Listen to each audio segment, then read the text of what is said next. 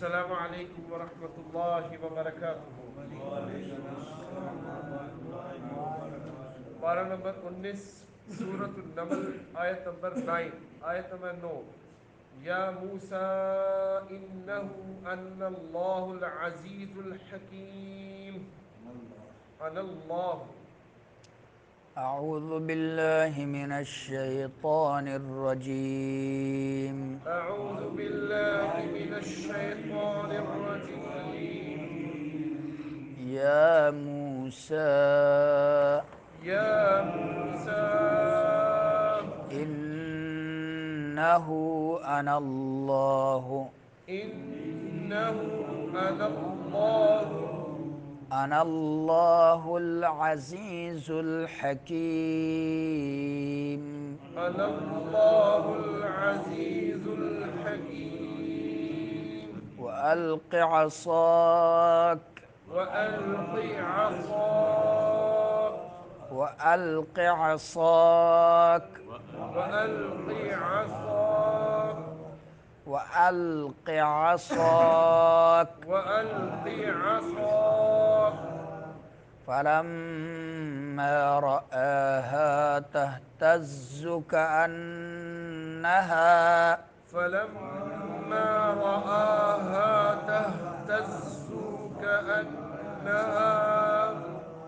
تهتز كأنها جان ولا مدبرا تهتز كأنها جان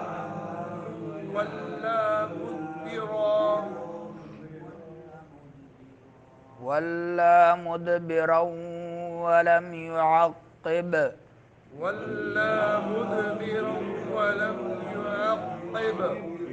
يا موسى لا تخف يا موسى لا تخف إني لا يخاف لدي المرسلون إني لا يخاف لدي المرسلون. إلا من ظلم إلا من ظلم ثم بدل حسنا بعد سوء فإني ثم بدل حسنا بعد سوء فإني فإني غفور رحيم فإني غفور رحيم. أعوذ بالله من الشيطان الرجيم يا موسى إنه أنا الله العزيز الحكيم وألق عصاك فلما رآها تهتز كأنها جان ولا مدبرا ولم يعقب يا موسى لا تخف إني لا يخاف لدي المرسلون إلا من ظلم ثم بدل حسنا بعد سوء فإني غفور رحيم या मूसा मुंह में मद्दा होगा, सा में मद है। चाल अरफ के मकदार भी खींच सकते हैं और इसमें कसर भी कर सकते हैं, तवस्सुत भी कर सकते हैं। इन्नहु इन्नहु में नून मुशद्दद है, गुन्ना करना है। इन्नहु अनल्लाहुल लफ्ज़ अल्लाह को पुर पढ़ना है। अज़ीज़ुल ज़ा में जो सीटी निकालनी है, अज़ीज़ुल आइन को दरमियान हलक से حکیم ہا درمیان حلق سے، عزیزوں میں مدہ اور حکیموں میں بھی مدہ، میم میں غنہ انی۔ وَأَلْقِ عَصَاكَ، وَأَلْقِ نہیں کہنا ہے، وَأَلْقِ عَصَاكَ، ألق عصاك جی عصا بہت زیادہ موٹا نہیں کرنا ہے، وَأَلْقِ عَصَاكَ، وألق عصاك صاد میں سیٹی نکالنی ہے، عصاك فلما میم میں جو ہے غنہ کرنا ہے، غنہ کون سا؟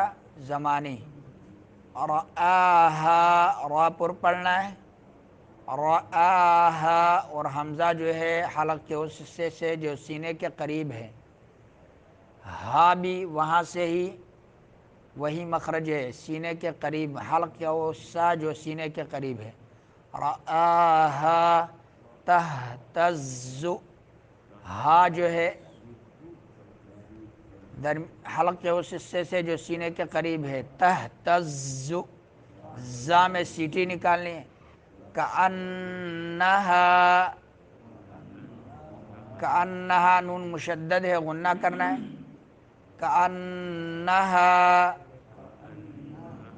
جان،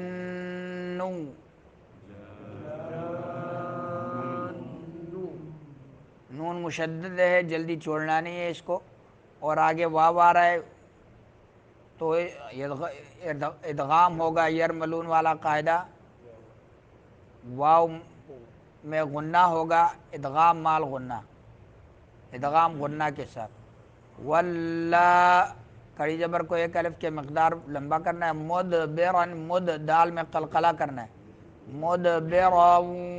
مدبرن را کو پر پڑھنا ہے،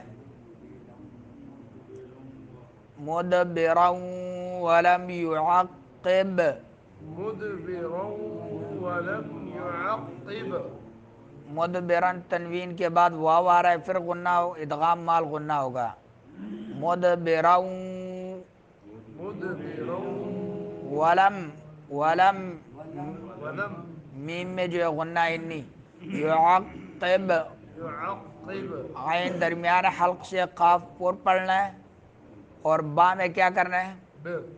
قلقلہ، یا موسیٰ لا تخف، يا موسى لا تخف خا حلق کے اس حصے سے جو منہ کے قریب ہے، فا جو ہے جب سامنے دانت نچلے ہونٹ کا اندرونی حصہ نیچے آ جاتا ہے تو فا ادا ہوتا ہے، انی غنہ ہوگا زمانی، اور اس کے علاوہ کیا ہوگا؟ یہاں مدہ ہوگا، لا یخاف، لا میں کیا ہوگا؟ مدہ ہوگا، یخاف میں مدہ ہوگا، لا يخاف جی، خا خا خا جو ہے حلق کے اس حصے سے جو منہ کے قریب ہے، لا یخاف لدیل، لدیل، یا کے اوپر شد ہے، جلدی چھوڑنا نہیں ہے، لديل جی، مرسلون را پر پڑھنا ہے، سین میں سیٹی نکالنی ہے، اور لون میں کیا کرنا ہے؟ مدہ کرنا ہے، اور نون میں غنہ انی، الا من ظلم، ما میں کیا کرنا ہے؟ من غنہ ہوگا، اخفا، من من نہیں، ما ظلم، من ظلم ثم غنہ زمانی، بدل، بدل دال میں شدد ہے اور شدیدہ حروف میں سے سختی کے ساتھ اس حرف کو ادا کرنا ہے، بدل، با بھی جو ہے شدیدہ حروف میں سے اوپر نیچے ہونٹ جب آپس میں مل جاتے ہیں تو اس سے با ادا ہوتا ہے، حسنم، حس ہا درمیان حلق سے، سین میں سیٹی، اور نم میں کیا ہوگا؟ بعد میں انقلاب اقلاب ہوگا، حسنم بعد، بعد بعد عین درمیان حلق سے ہے بعد جی. سو سو میں کیا کرنا ہے؟ مدہ ہوگا مدہ ہوگا. اور اے میں کیا ہوگا؟ فا ہوگا اخفا ہوگا. فَإِنِّي غنہ زمانی اور کیا ہوگا؟ مدہ ہوگا مدہ ہوگا. غفور کیا ہوگا؟ غفور یرملون یرملون قاعدہ ادغام ہوگا، ادغام بلا غنہ. اور غفو میں کیا ہوگا؟ مدہ ہوگا مدہ ہوگا. رحیم میں را پر پڑھیں گے. حیم میں کیا ہوگا؟ مدہ ہوگا حیم میں مدہ ہوگا. اور میم میں غنہ. غنہ انی. یا موسیٰ اے موسیٰ انہو بلا شبہ میں ہی ہوں اللہ العزیز و نہایت غالب الحکیم و خوب حکمت والا. وَأَلْقِ اور تو ڈال عصا کا اپنا عصا. فلما پھر جب رآہا اس نے دیکھا اسے. رآہا سے ہے رؤیت ہلال کمیٹی. تہتز کہ وہ حرکت کر رہا ہے. کانہا گویا کہ او جان سانپ ہے. واللہ تو او لوٹا. مدبرن پیٹ پیر کر. ولم یعقب اور نہ اس نے مڑ کر دیکھا. یا موسیٰ اللہ نے فرمایا اے موسیٰ لا تخف مت ڈرو. انی بلا شبہ میں لا یخاف نہیں ڈرتے. لدی المرسلون میرے حضور میں المرسلون رسول بھیجے ہوئے رسول. الا من ظلم مگر من جس نے ظلم ظلم کیا. ثم پھر بدلا اس نے بدل کر کی حسنا نیکی بعد سوء برائی کے. فإنی تو بلا شبہ میں ہوں غفور بڑا بخشنے والا رحیم نہایت رحم کرنے والا. اب موسیٰ علیہ السلام جب وادی طویٰ میں پہنچے تو اللہ تعالیٰ نے آواز دی یا موسیٰ اے موسیٰ انہ انا اللہ العزیز الحکیم بے شک حقیقت یہ ہے کہ میں ہی اللہ ہوں جو سب پر غالب کمال حکمت والا ہوں. اب سوال پیدا ہوتا ہے کہ اللہ کے باقی بھی نام ہیں. یہاں یہ دو نام کیوں ذکر کیے جو سب پر غالب کمال حکمت والا ہوں. کمال حکمت والا ہے کیونکہ موسیٰ علیہ السلام کو اللہ تعالیٰ نے یہ آگے سمجھانا تھا کہ تم نے جانا ہے ایک ظالم بادشاہ کے پاس فرعون کے پاس اور اس سے مرعوب نہیں ہونا ڈرنا نہیں ہے. غالب میں ہی ہوں اور الحکیم کمال حکمت والا ہوں. میرے ہر کام میں حکمت ہوتی ہے. آپ کو جو لاٹھی دی ید بیضا دیا یہ معجزات دیے تھے تو اس میں میری حکمت ہے. آگے کیا ہوگا کیا نہیں ہوگا یہ میری حکمت ہے میں جانتا ہوں. وَأَلْقِ عَصَاكَ اور اپنی لاٹھی پھینک. فَلَمَّا رَآهَا تَهْتَزُّ تو جب اس نے اسے دیکھا تہتز کہ وہ حرکت کر رہی ہے وہ لاٹھی حرکت کر رہی ہے. کأنہا جان جیسے وہ ایک سانپ ہے. یہاں جان کا لفظ آیا اور سورۃ الشعراء میں جو ہے لفظ ثعبان کا آیا جس کا معنی ہے بڑا سانپ اژدہا اینا گنڈا جسے کہتے ہیں. تو ثعبان تو شاہ عبد القادر رحمہ اللہ لکھتے ہیں کہ اول سٹک سے بن گئی تھی پتلی جو ہی ڈالا پتلا سام بن گیا. تو جب فرعون کے آگے ڈالی تو ناگ ہو گئی بڑھ کر. ایک یہ بیان کرتے ہیں. دوسرا یہ کہ جان کہا اس پرتیلا تھا جیسے باریک سانپ ہوتا ہے، پتلا سانپ ہوتا ہے، اس کی طرح تیزی سے چلتا تھا، اور جسم کے لحاظ سے اژدہا تھا، بہت بڑا تھا، تو تیزی میں چھوٹے سانپ جیسا تھا اور حجم میں اژدہا جیسے تھا، تو اس لیے جان اور ثعبان کا لفظ استعمال ہوا۔ جان ولا مدبر یا والق عصاک فلما رآها تہتز، اور اپنی لاٹھی پھینک، کانہا، جب ہمارے نبی محمد صلی اللہ علیہ وسلم کو بھی پہلی وحی اتری تو کیا ہوا تھا؟ آپ صلی اللہ علیہ لا وسلم تخف ڈرے تھے، بہت زیادہ ڈرے، اور گھر آئے اور کہا کہ زملونی، مجھے کپڑے میں اوڑھ دو، تو جب کپڑے میں اوڑھا گیا، ڈر ختم ہوا، پھر ورقہ بن نوفل کے پاس لے کر گئے، تو ورقہ بن نوفل نے جب سوالات کیے تو کہا تو یہ ھذا الناموس الذی انزل علی موسیٰ، یہ تو وہ ناموس ہے، وہ فرشتہ ہے جو موسیٰ علیہ السلام پر اتر کر آتا تھا، اور کاش میں اس وقت نوجوان ہوں جب تیری قوم تجھے اس بستی سے نکال لے گی۔ نبی پاک صلی اللہ علیہ وسلم نے بڑی حیرانگی سے کہا او مخرجیہم، میری قوم مجھے نکالے گی؟ فرمایا جی ہاں، لم یأت رجل قط بمثل ما جئت به الا عودیہ، جو بھی آدمی تیرے جیسے باتیں کرے گا، جو باتیں تو لے کر آیا ہے، تم لے کر آئے ہو، تو اس کے ساتھ دشمنی کی جائے گی۔ تو ہر آدمی جو نبی صلی اللہ علیہ وسلم کے نقش قدم پر چلے گا، اس کے ساتھ دشمنی کی جائے گی، وہ دشمنی سے بچ نہیں سکتا۔ وہ کانہا جان ولا مدبرن، پیٹھ پہ اپنی لاٹھی پھینک، تو جب اس نے اسے دیکھا کہ وہ حرکت کر رہی ہے جیسے وہ ایک سانپ ہے، تو پیٹھ پھیر کر لوٹا، ولم یعقب، اور واپس نہیں مڑا۔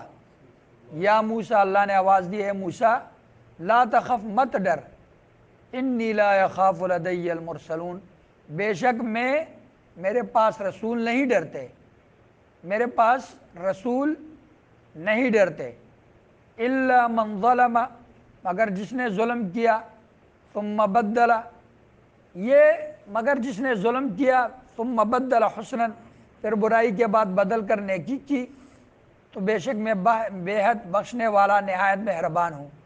موسیٰ علیہ السلام کے دل میں ایک سوال پیدا ہوا کہ مجھ سے تو ایک ظلم ہوا ہے، اور وہ کیا ہوا تھا؟ قبطی کو مکہ مار کے قتل کیا تھا، تو یہ موسیٰ علیہ السلام کے دل میں یہ بات کٹکی کہ میں نے تو ظلم کیا۔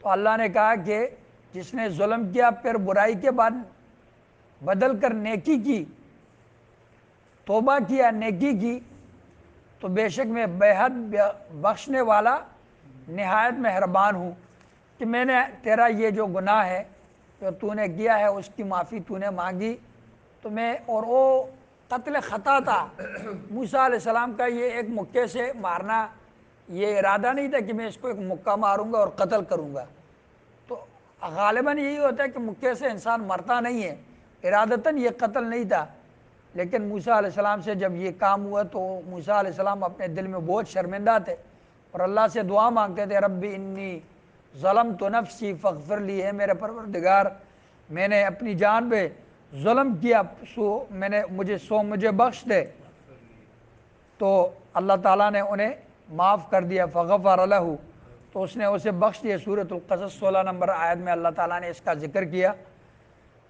تو یہاں بھی اللہ تعالیٰ فرما رہے ہیں کہ اللہ من ظلم، مگر جس نے ظلم کیا پھر برائی کے بعد بدل کر نیکی کی، برائی کے بعد بدل کر نیکی کی، تو بے شک میں بے حد بخشنے والا۔ اب برائی کے بعد نیکی کیا تھی؟ اور نیکی یہ تھی کہ فرعون کے پاس جا کے دعوت دینا، یہ نیکی کا کام ہے۔ وہاں فرعون کے پاس آپ نے قتل کیا، اب جا رہے ہو اور رب کی طرف اس کو بلا رہے ہو، دعوت دے رہے ہو، تو یہ نیکی ہے۔ تو اس سے پتہ چلتا ہے کہ دعوت انسان جب کرتا ہے اس سے گناہ معاف ہو جاتے ہیں، چاہے اس نے پچھلی زندگی جتنی بھی لتڑی ہوئی ہے اور گناہوں میں گزاری ہے، لیکن جب وہ نیک ہوا اور نیکی کے بعد وہ نیکی کی طرف لوگوں کو بلا رہا ہے، تو اس کی نیکی کی دعوت اس کے پچھلے گناہوں کو محو کر دے گی۔ تو بے شک میں بے حد بخشنے والا، نہایت مہربان ہوں۔ اللہ سے دعا ہے کہ اللہ سمجھنے اور عمل کرنے